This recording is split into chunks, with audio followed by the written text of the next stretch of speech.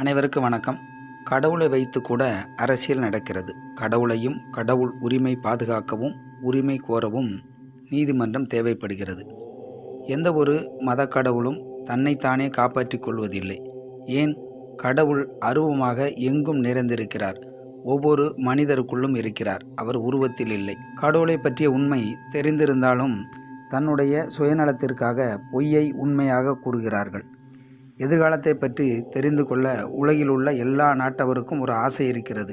எதிர்காலத்தை கணித்து கூறுபவர்கள் கடவுளாக தெரிகிறார்கள். எல்லாம் கடவுள் தீர்மானித்தபடிதான் நடக்கும் என்று நம்புகின்றவர்கள் ஏன் கடவுளை காப்பாற்றவும் ஆட்சி அதிகாரத்தையும் பெறுவதற்கு போராட்டம், நீதிமன்றம் செல்வது ஏன்? எல்லாம் கடவுள் தீர்மானித்து இருப்பது தானே.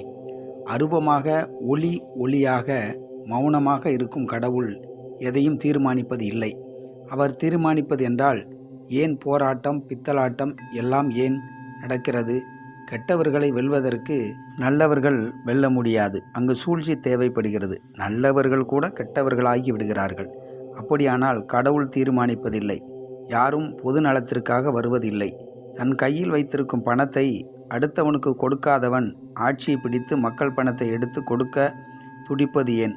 பதவி, புகழ், கௌரவம் இதுதான். அரசியலில் பலசாலி ராஜதந்திரம்தான் வெற்றி பெறும். ஏதோ ஒரு வகையில் மக்களை ஏமாற்றுவதற்காக நடக்கும் போட்டி.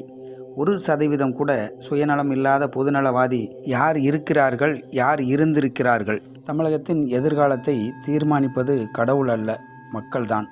கடவுள் முன்கூட்டியே தீர்மானித்து வைத்திருக்கவில்லை. விதியை மாற்ற முடியும். அவரவர் கர்ம வினையை அவரவர்தான் அனுபவிக்க வேண்டும். கடவுள் தீர்மானிப்பது என்றால் கடவுள் நம்பிக்கை இல்லாதவர்களுக்கு வாய்ப்பு கொடுப்பாரா?